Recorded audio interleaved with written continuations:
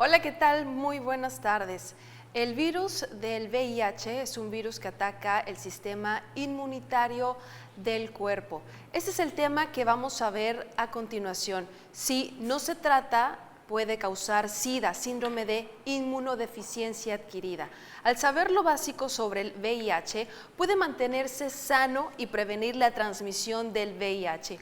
Hoy, en Buena Salud, nuestro objetivo es aumentar la conciencia pública en la prevención y tratamientos del SIDA, también como muestra de solidaridad y apoyo por esta enfermedad y a las personas con VIH. Soy Bárbara Escalante, esto es Buena Salud. Iniciamos.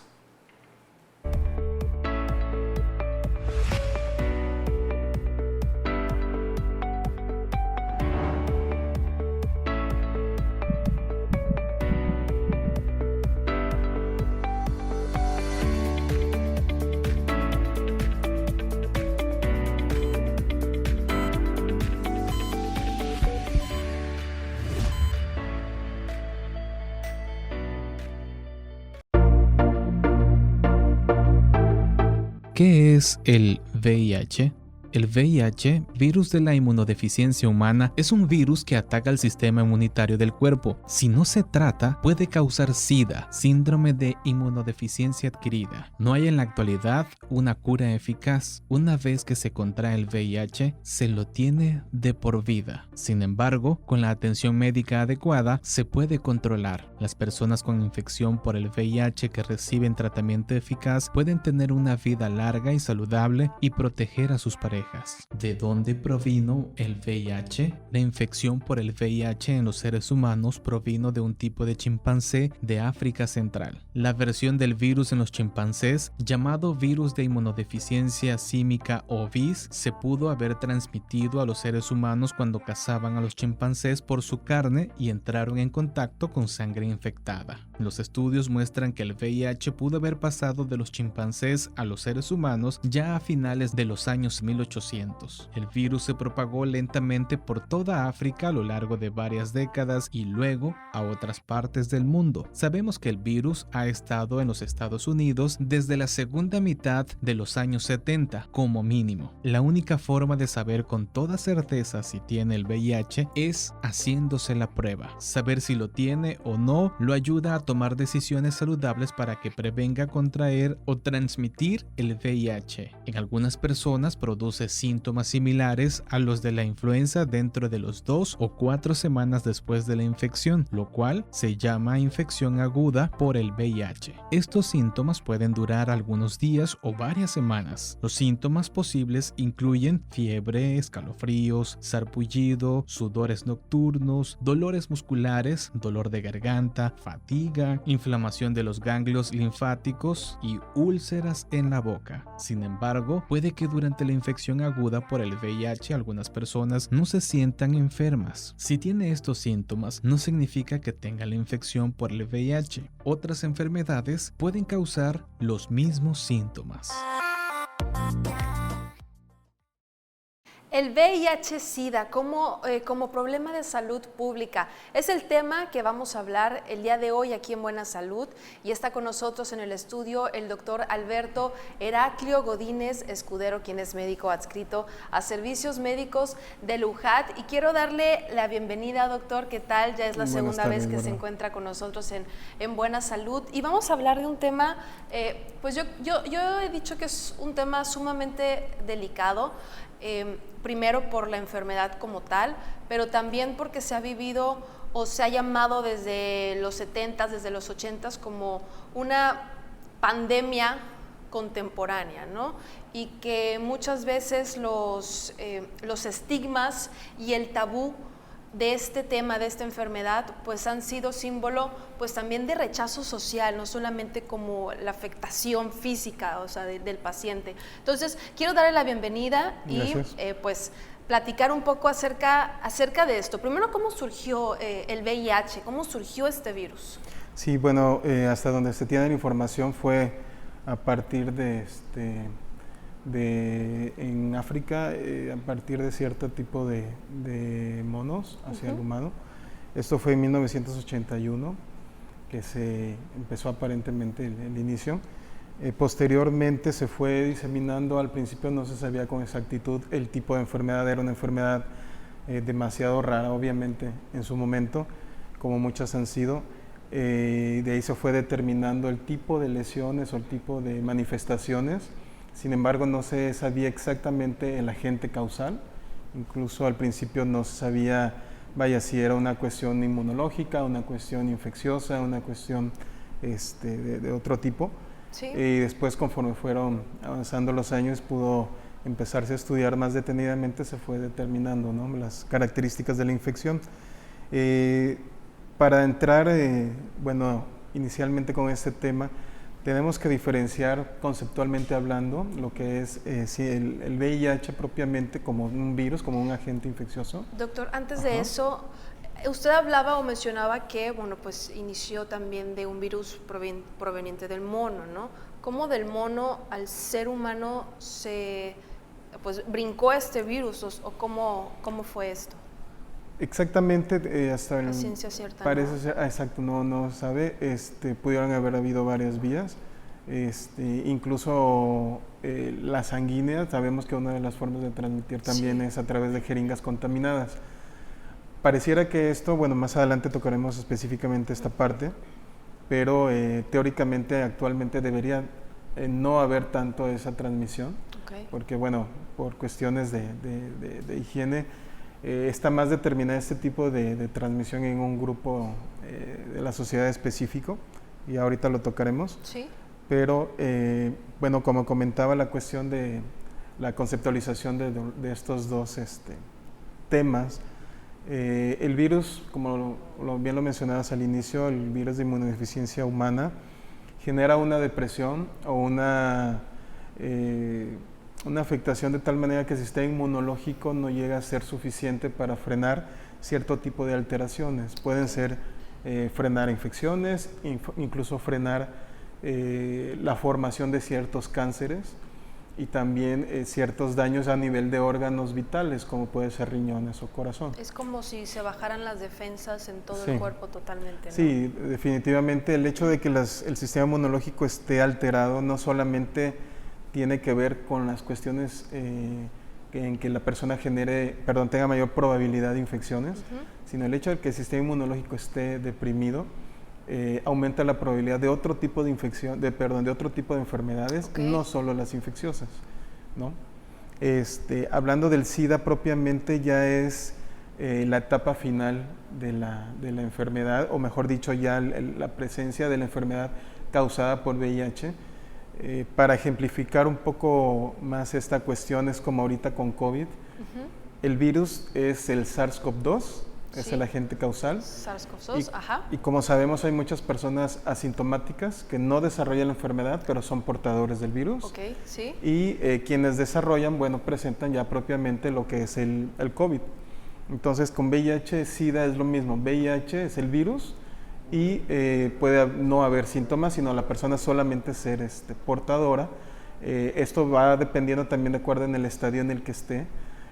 Y ya la enfermedad del SIDA propiamente ya es la manifestación, digamos que ya prácticamente final de la replicación del virus, que llega a un punto en que ya empieza a manifestarse los síntomas. Como usted ahorita ejemplificó lo del SARS-CoV-2 y el tener el virus como tal del VIH, en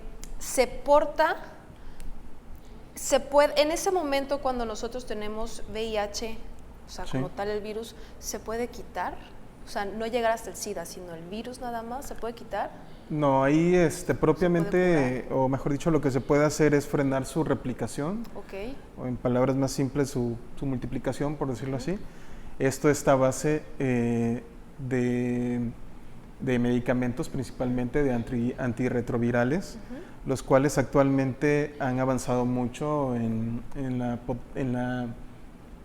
la efectividad para frenar la replicación. Por lo tanto, incluso los años de vida de un paciente con VIH, antes eran hasta 10, 15 años el promedio, ahorita puede rebasar los 30, incluso casi 40 años. Entonces, realmente es una enfermedad que ya no es tan tan limitante de la vida como antes se tenía pensado, o no es que el paciente va a evolucionar en pocos años y va a perder la vida. Sin embargo, sí depende de muchas cosas, también la estabilidad. Obviamente entran factores como incluso emocionales, la alimentación, por supuesto que igual, y el uso de los medicamentos, así como la vigilancia médica a través de estudios de laboratorio, ¿no? Hablando de estadísticas y de números, doctor, siempre me gusta hablar acerca de esto. A nivel internacional, nacional y hasta incluso local, Sí. si hablamos de VIH, ¿cuántas son las personas que portan este virus? Antes de hablar de SIDA, ¿no? Sí, bueno, para empezar, por ejemplo, a nivel mundial, a la fecha, desde 1981 que empezó toda esta Sí. cuestión, han fallecido aproximadamente más de 36 millones de personas. Obviamente la mortalidad ha ido disminuyendo conforme nos acercamos al presente por precisamente los avances médicos en cuestión sobre todo de los medicamentos, pero sí ha sido en retrospectiva realmente ha sido bastantes millones de personas que se han perdido lamentablemente. Muchas de estas cuestiones tienen que ver el diagnóstico tardío, que igual lo tocaremos un poquito más adelante, Okay. pero igual, como toda enfermedad, el diagnóstico oportuno siempre va a ser básico. En cuestiones hablando del año pasado, que son datos un poquito más recientes y actualizados, tenemos que más o menos murieron 680,000 personas por complicaciones del SIDA, y anualmente el número sigue aumentando. Ya se ha no minimizado, pero sí se nos ha olvidado un poquito que esta enfermedad está aquí presente. Ahorita tenemos, digamos que muy presente obviamente la cuestión del COVID, pero no nada más es el COVID, hay muchas otras enfermedades como esta que están latentes. Claro, que no han pausado, ¿no? Exacto, que no han pausado, no pausarán. Llegará un momento quizás en que llegan las estadísticas sean menores, ¿no? Pero lo tenemos ahorita presente. Doctor, ¿qué le parece si ya hablando de las estadísticas y de los números a nivel local, nos los menciona regresando del corte promocional? Claro. Y continuamos hablando más a detalle acerca de esta enfermedad, del virus del VIH-Sida. Esto es Buena Salud, soy Bárbara Escalante. Regresamos. Dichos y hechos. El miedo, la indiferencia y la discriminación matan más que la enfermedad.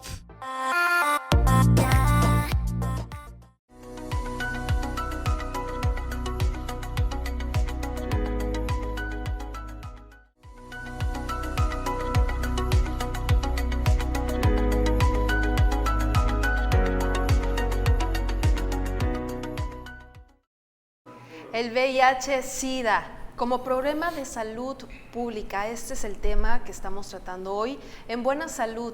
Y aquí en el estudio está el doctor Alberto Heraclio Godínez Escudero, quien es médico adscrito a Servicios Médicos de la UJAT. Y seguimos platicando, doctor, acerca de las estadísticas a nivel internacional, y vamos a hablar ahora a nivel nacional y local, porque esto inició, bien lo dijo, el boom, podríamos decirlo, porque fue hasta la parte cultural que influyó mucho en los 80s, específicamente en 81 aproximadamente en Estados Unidos, ¿no? Y de ahí fue poco a poco expandiéndose. ¿Qué está pasando en México? Sí, en esta parte, igual ejemplificando, ¿no? En base al COVID, cuando veíamos los primeros casos en China, muchos pensaban o pensábamos incluso que era muy difícil que llegara hasta incluso aquí en nuestras tierras tabasqueñas. Sin embargo, pues actualmente ese es un riesgo que el mundo está siempre teniendo de manera latente, en que las enfermedades, sobre todo infecciosas, se puedan transmitir y generar. Ahorita esta pandemia de COVID, pueden haber otras pandemias, hay otras pandemias activas, solamente que se nos han quizás olvidado un poco ahora. Pero en cuestión del VIH-Sida, el primer caso fue detectado en 1983, aquí en México. En México. En México, entonces pues tenemos 38, 39 años que llegó el virus aquí a nuestro país. Doctor, pero sí. eso fue el año en que se percibió. Imagínese por esa parte social del tabú que habíamos también platicado Sí. inicialmente, que muchas personas probablemente no iban al doctor o no mencionaban esos síntomas que a continuación vamos a platicar, y que muchas veces no hay síntomas hasta que ya hay una complicación, ¿no? Exactamente. Y que hasta probablemente 2 años después, 3 años después, fue cuando ya se registró. Sí, de hecho, bueno, ahorita que comentas esa parte, inicialmente afectó a un cierto grupo de personas con ciertas cuestiones, o bueno, sobre todo en cuestión de ciertas preferencias sexuales Sí. definidas. Entonces, de por sí eran años en los que era muy difícil que una persona pudiera expresar como ahora, actualmente, sin problema alguno. Bueno, sigue habiendo muchos problemas, pero bueno, ese es un tema todavía muy Doctor, complejo. ¿por qué exactamente, y vamos a hablar, digo, acerca fríamente de lo que está usted comentando, Sí. ¿por qué a este grupo social específicamente? ¿Por qué a ellos o la mayor parte de este porcentaje de virus lo tenían personas con esta preferencia definida? Sobre todo por la poca protección, hablando específicamente el uso, por ejemplo, de preservativos. Entonces la transmisión pues siempre era mucho más fácil, ¿no? Okay. Y que generalmente, o en muchos casos, había más de una pareja sexual en este aspecto. Entonces, aparte obviamente al inicio el ignorar la presencia de esta enfermedad, pues como ahorita muchas enfermedades, no se le dio la importancia. Hay un detalle con la cuestión del VIH, es que puede haber un periodo en el que no se detecte, en el que esté latente, en el que no haya síntomas incluso, o síntomas muy leves, hablando por ejemplo del estadio 1, hay ciertos estadios en la enfermedad. Entonces, claro que eso igual contribuyó al paso de los años, la diseminación, ¿no? y el descontrol en un momento dado. A nivel nacional, uno de los datos importantes es que se presenta generalmente en edades de 25 a 44 años, son los grupos más afectados. Igual de manera anual hay aproximadamente 4.900 o más fallecimientos, lo cual, si lo traducimos diariamente, es aproximadamente 13 personas fallecen por SIDA diariamente. Entonces, realmente es una cifra, pues sí, bastante importante. Eso que a nivel nacional, ¿no? Si nos fuéramos a nivel mundial, pues obviamente son cifras mucho mayores. En cuestión ya de Tabasco hubo un tiempo, hace unos años, en que estuvo en los primeros 2 lugares, o en los primeros 3. Ahorita no estamos muy lejos, lamentablemente estamos en 4º lugar a nivel nacional, con un porcentaje del 11.51%. En primer lugar está Quintana Roo, con una 1/4 parte de las infecciones activas, de casos con la infección activa en estos momentos. Portadores principalmente de VIH, no propiamente han desarrollado SIDA, pero bueno, están siendo portadores, ¿no? Entonces, ahorita estamos en 4º lugar y no es pues cualquier cosa, ¿no? Tampoco sigue siendo tan cercano a los primeros lugares, al contrario, está en los primeros lugares y sigue siendo pues una alarma para todos, sobre todo claro, para concientizar, como hemos estado diciendo, de esta enfermedad, y por eso estamos platicando más a detalle. Y también, doctor, ¿cuáles son estas fases del VIH? Bueno, aquí podríamos adentrarnos ya a la cuestión de cómo inicia la sintomatología en la evolución natural de la enfermedad. Inicialmente, el paciente con muchas enfermedades no hay síntomas. ¿No hay síntoma para nada? En muchos casos están asintomáticos, o solo se presentan linfadenopatías, es decir, crecimiento de ganglios, o lo que comúnmente, bueno, para traspolarlo a palabras más simples, luego esas ganglios, bolitas que sentimos como que duelen, como cuando tenemos dolor o por una infección en la garganta. ¿Sí? Incluso se pasa por acá hacia el oído, toda esta región. Puede haber en cualquier parte del cuerpo, a nivel axilar, a nivel inguinal. Entonces puede ser de intensidades variadas, entonces el paciente no le da luego muchas veces la importancia. Hay pacientes que sí son, o personas que son muy minuciosas con su salud, ¿no? Que son muy cuidadosas de su salud, que sinceramente son la minoría, pero sí vaya, se acercan y generan un análisis sin que pues muchas veces se logra detectar.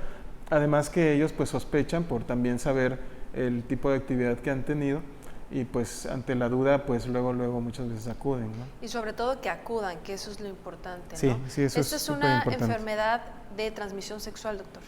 Sí, principalmente también se puede transmitir a través de transfusiones sanguíneas, lo cual ahorita pues realmente es muy difícil porque ya el protocolo está súper estandarizado, muy bien establecido en la cuestión de donación de sangre, de tejidos y órganos.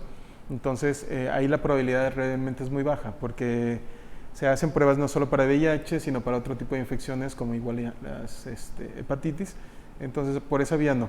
La otra vía que comentábamos es la cuestión de el uso de las jeringas en los pacientes que utilizan drogas que son inyectables.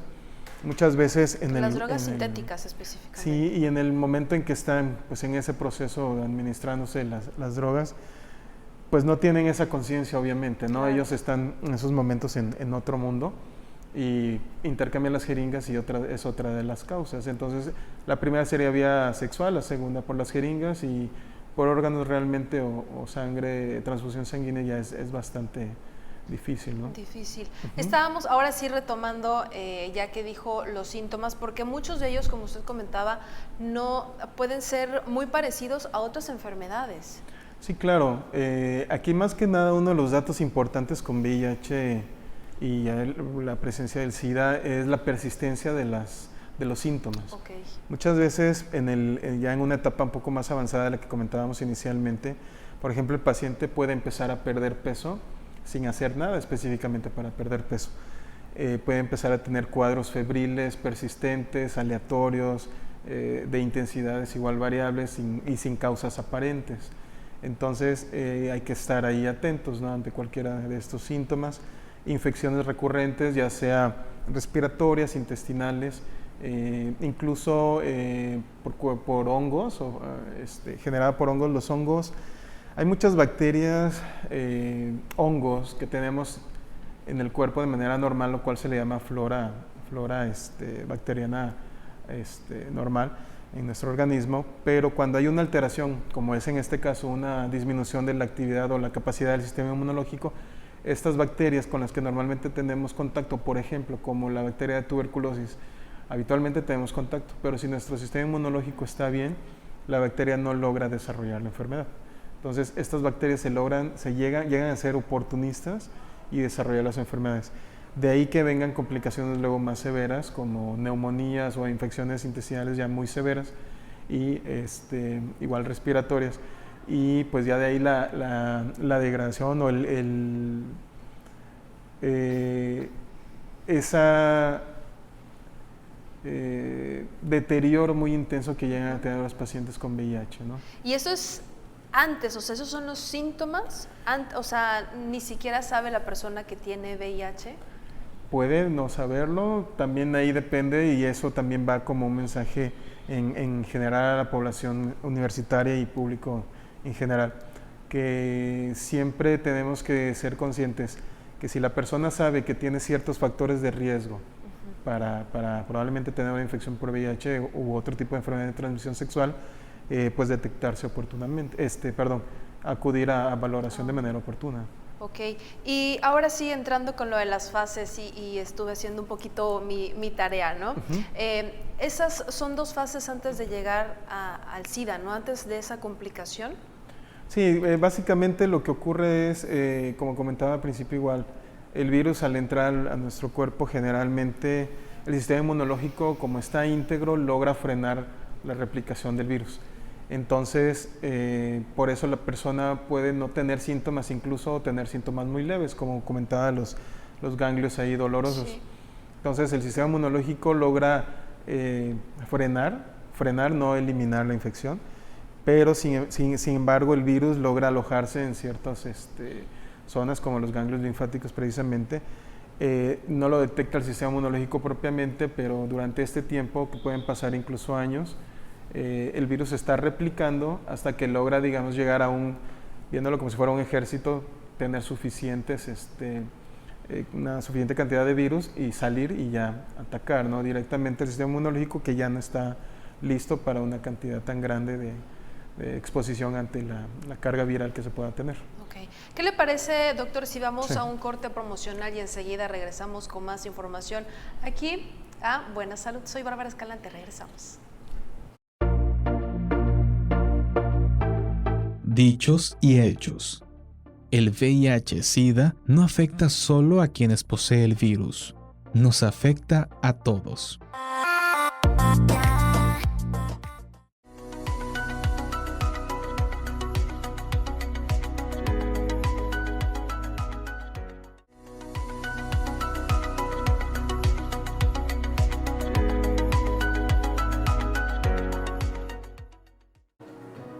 Ya estamos de regreso en Buena Salud y el tema es VIH, el virus del VIH-Sida. Y para hablar y continuar platicando acerca de este tema, pues está el doctor Alberto Heraclio Godínez Escudero, quien es médico adscrito a Servicios Médicos de la UJAT. Y continuamos platicando sobre esto.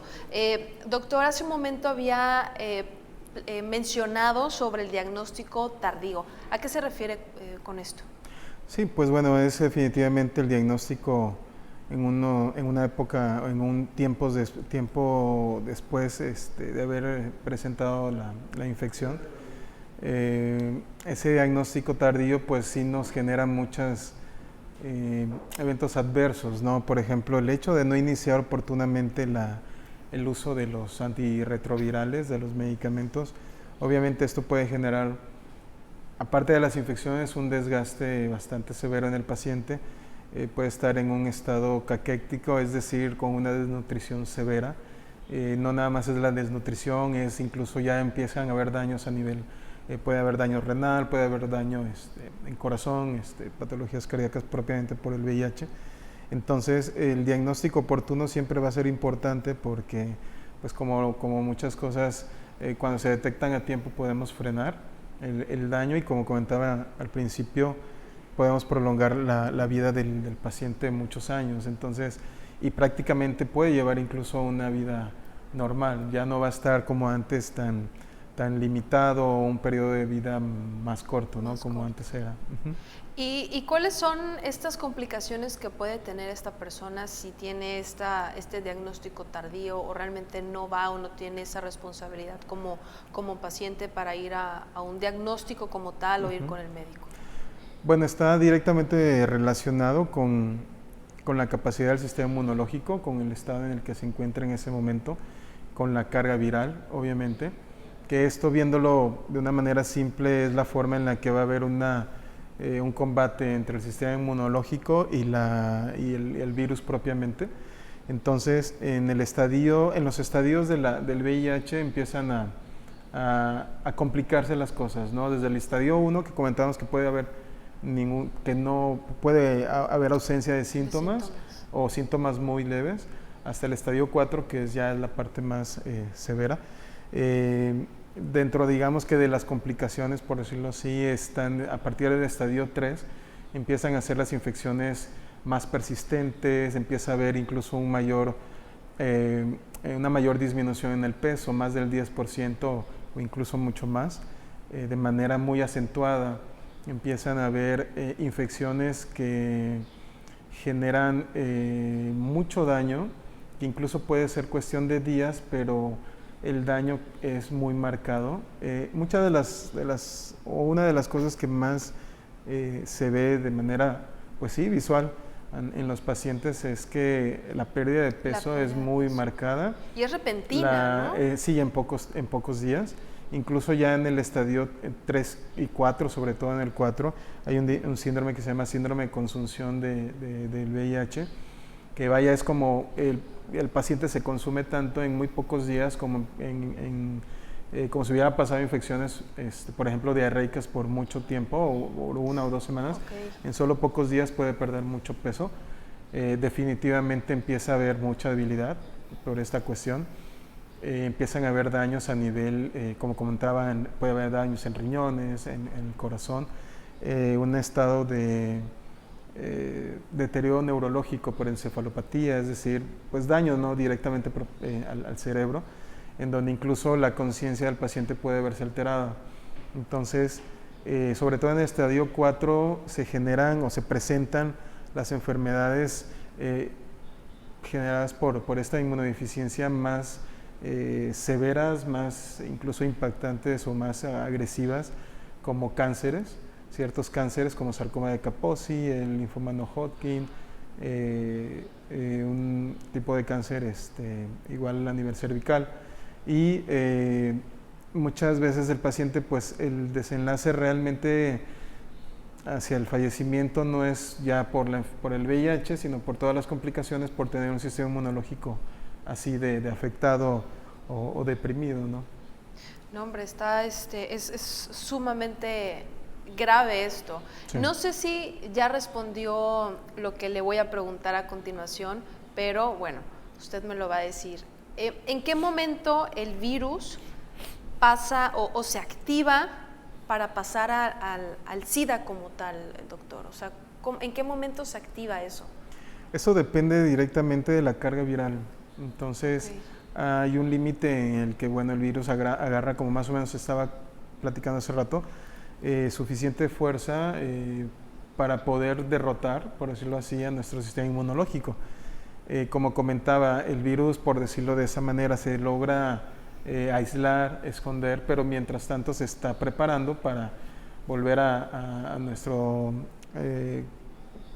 cuerpo en general, a nivel de todos los órganos, y ya atacar con más fuerza. Entonces ya es cuando el sistema inmunológico, por muy íntegro que esté, ya no es suficiente y la enfermedad se desarrolla. Esto puede pasar en cierta cantidad de años incluso, pero igual depende también el estado de salud previo que haya tenido el paciente. Entonces puede variar un poco entre uno y otro paciente, entonces esto puede verse en cuestión de pocos años o más de 5 años, ¿no?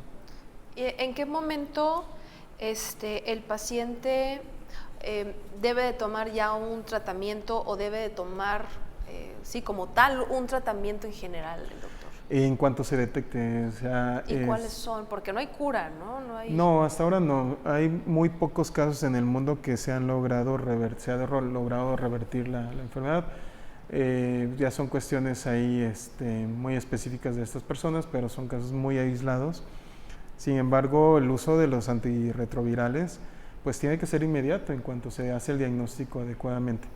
Entonces, por eso es lo importante de una atención temprana, ¿no? ¿Qué tanto ayudan esos retrovirales?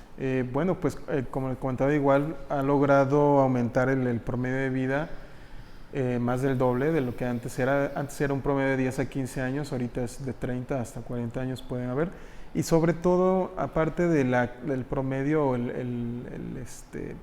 los años que pueda sobrevivir la persona, también ha aumentado mucho la calidad de vida.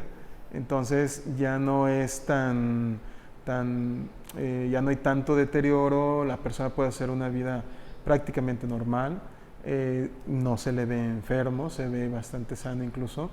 Obviamente depende también los cuidados, el evitar otro tipo de infecciones.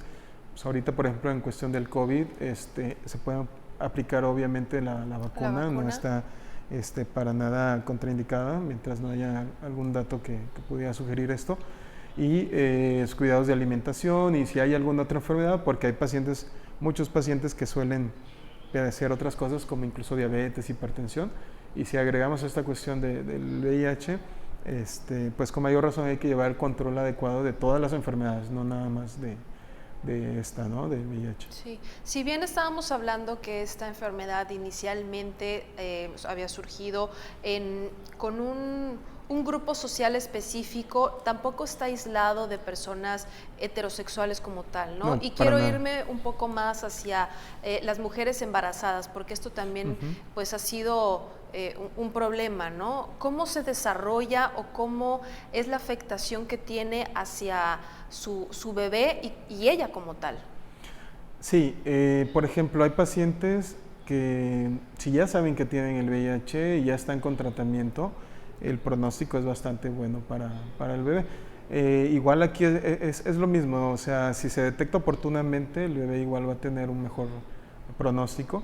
¿Y el bebé Entonces, también ya traería ese virus o puede ser también como un caso aislado que dé a luz y no tenga ningún problema el niño? No, sí, sí puede tenerlo. Entonces, aquí lo importante es eso. Generalmente en la mujer embarazada, ya sea por prevención, por detección oportuna, está establecido incluso en las normas oficiales mexicanas en el área de la salud, en donde hay ciertos estudios de laboratorio que se tienen que hacer en la embarazada. Entonces, dentro de estos está también el VIH y otras enfermedades infecciosas como hepatitis y otras. Entonces, ahí es lo importante, pues eso, realmente acudir a la consulta médica. Siempre la consulta médica, por muy trillado que a veces suene, hay que ir incluso cuando no tenemos molestias, cuando no hay síntomas, porque hay muchas enfermedades o una gran cantidad de enfermedades son silenciosas. Entonces, en caso de la embarazada, per se debe de acudir a su control ya nada más por el hecho de estar en el proceso gestacional. Gestacional. ¿Y cómo se detecta realmente el VIH o el SIDA, doctor? O sea, ¿con qué proceso médico? Porque habíamos dicho de los síntomas, ¿no? Pero eso no basta para detectar oficialmente, claro, o dar una confirmación. Sí, se hace una primera prueba, si sale positiva se hace una segunda que ya es confirmatoria. ¿Qué tipo de prueba se hace? Es sanguínea ambas pruebas. Y la realización de estas, de hecho, son muy rápidas, son cuestión de 1 o 2 días. Incluso actualmente ya tenemos pruebas rápidas, que tocando esa parte, mañana va a haber el inicio por Unidad Internacional de VIH, precisamente en el área nuestra de servicios médicos, de detección oportuna de VIH. Van a hacerse pruebas gratuitas a todo el que se la quiera realizar y de manera incluso anónima. Ok, ¿va a ser ahí en los servicios médicos? Así es. Ok, y es que es el día 1 de diciembre se conmemora la lucha contra el VIH, ¿no? Así es, ya van 33 años de esto, desde 1988, y pues con este afán de hacer conciencia se tiene la intención de tomar pruebas de manera gratuita a todos los compañeros de la universidad a partir de mañana, 1 de diciembre, hasta el viernes 3 de diciembre. Excelente, muchísimas gracias, doctor. ¿Qué le parece si vamos a un corte promocional y enseguida regresamos con más información, sí, en Buena Salud? Dichos y hechos. Hay que tener mucho amor propio para decidir usar protección en una relación, que no deja de ser también un acto de amor entre dos personas.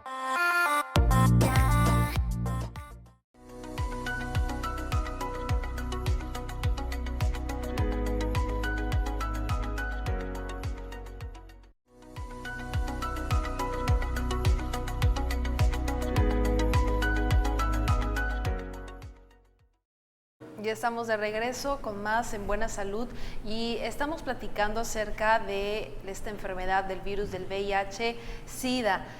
Cómo concientizar a la gente, pero sobre todo también la detección oportuna. Y uno de los temas también que debemos tratar y que no es aislado es esta parte del impacto psicológico, pero también el impacto social que tiene esta enfermedad, porque sí, muchas tienen algunas afectaciones, doctor, pero esta específicamente ha tenido estigmas, ha tenido tabúes, ha tenido discriminación. Es un tema también muy amplio, específicamente el virus del VIH-Sida, con la parte psicológica, ¿no?, de la persona. Sí, y también con el pensamiento social. Sí. Entonces, en este sentido, la parte emocional y social de los pacientes con SIDA o con VIH sí ha sido hasta la fecha todavía bastante estigmatizada. Hay muchos tabúes en donde, por ejemplo, hay gente que aún piensa que podemos contagiarnos del VIH a través de los besos, de los abrazos, de tomar del vaso de agua de una persona con el virus. Esto pues no tiene realmente ningún sustento científico, o sea, es completamente negativo, no ocurre así. Entonces sin embargo, se sigue todavía discriminando, porque al final del día eso es discriminación a este grupo de pacientes con esta enfermedad, y realmente es parte erróneamente de los prejuicios sociales, porque pues al final del día igual es una enfermedad como cualquier otra, nada más que por el hecho o el mecanismo de infección, pues se juzga incluso. Que es una de varias, ¿no? Y es una de varias, exactamente. Entonces, sin embargo, se juzga, hay suposiciones que no son así, y sobre todo lo malo ha sido que en esta parte, como en muchas cosas, de tanto que se repite, que se vuelve como que una verdad, sí, claro, falsa realmente, y las personas a veces cuando se enteran de alguien que es portador del VIH, no logran tener ese filtro, porque pues podrán saberlo, pero hay que tener ese filtro en no expresar que tienen una infección, que pues realmente pues no hay por qué juzgar al final, y sobre todo es muy triste y lamentable que hasta la fecha ha ocurrido. Recientemente yo platiqué con algunos pacientes con este tema y siguen teniendo esa discriminación. Entonces, creo que ya se supone que estamos en una etapa a nivel mundial y social en la que hay mucha apertura, hay muchas cosas, pero también hay mucha, quizás también por la gran dinámica que tenemos con las redes sociales, por ejemplo, sí, hay muchos ojos encima de las personas, y quienes están vulnerables con temas sensibles como pues sí llegan a ser juzgados o incluso todavía atacados.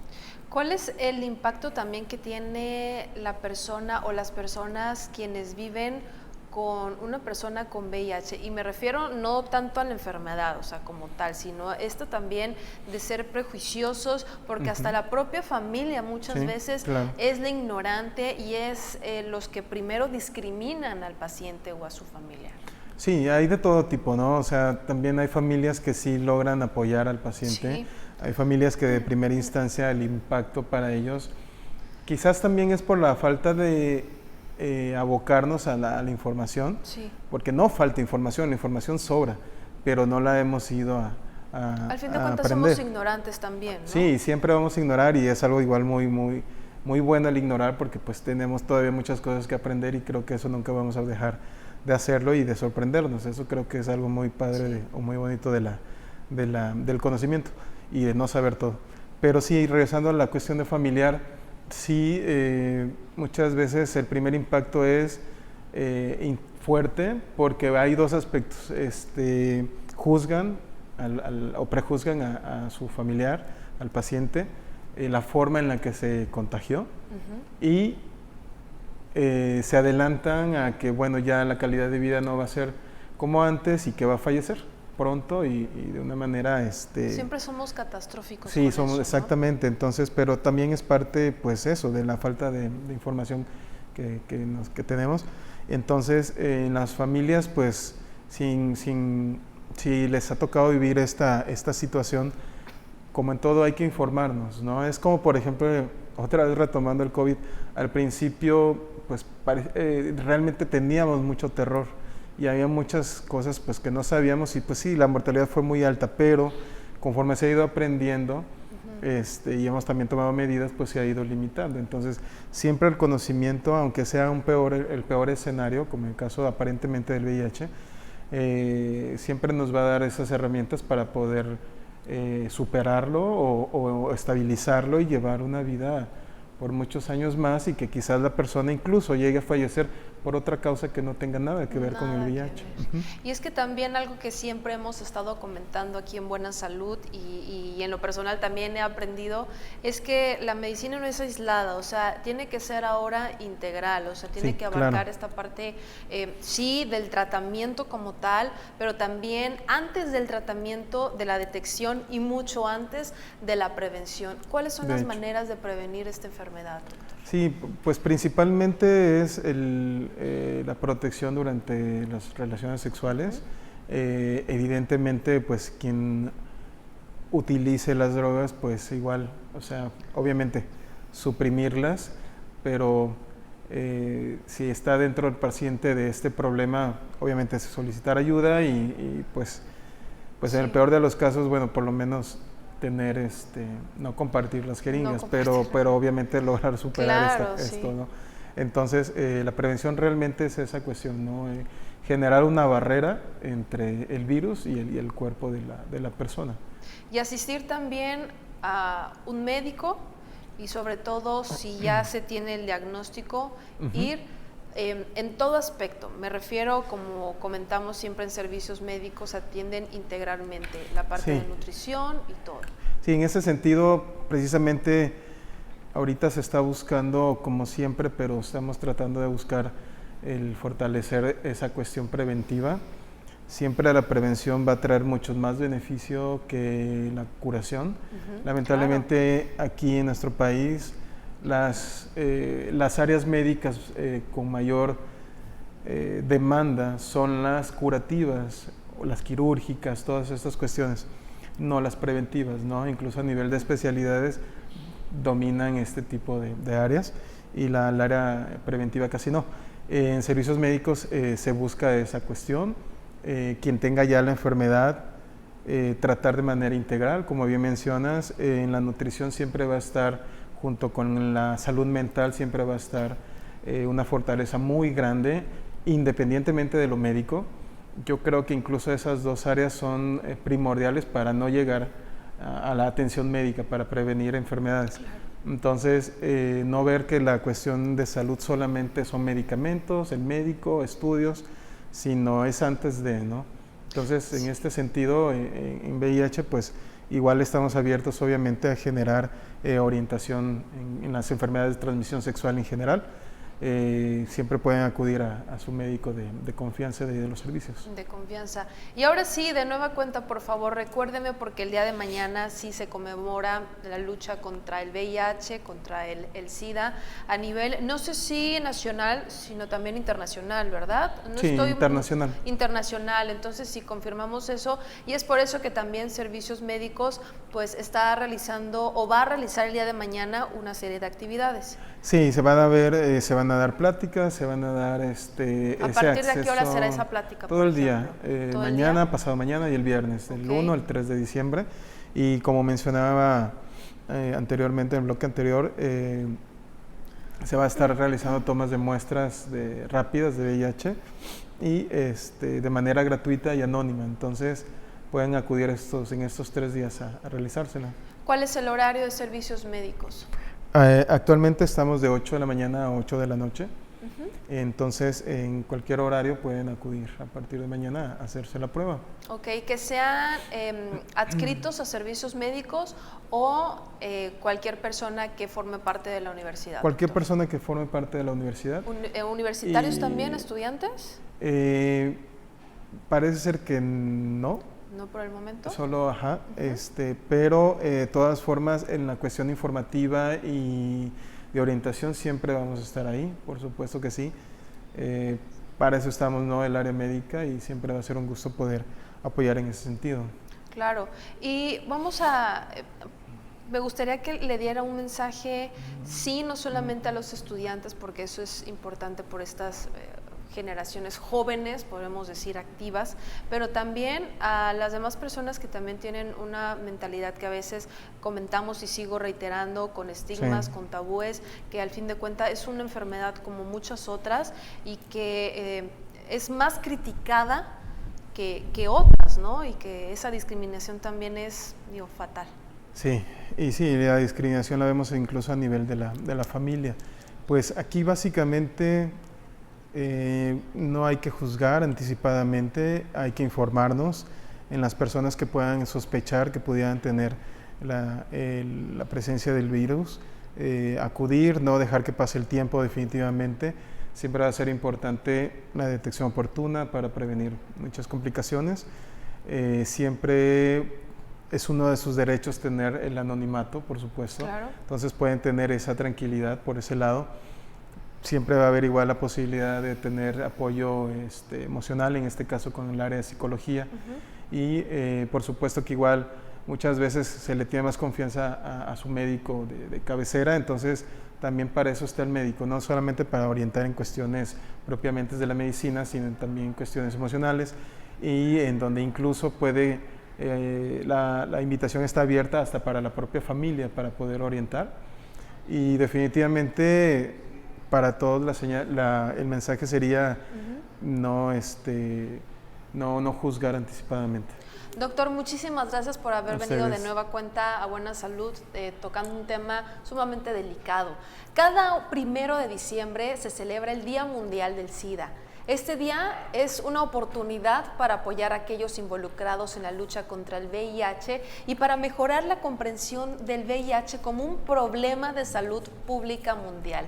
El lema 2021, pon fin a las desigualdades, pon fin al SIDA, pon fin a las pandemias. Soy Bárbara Escalante, muchas gracias por su confianza, pero sobre todo por su preferencia. Hasta la próxima.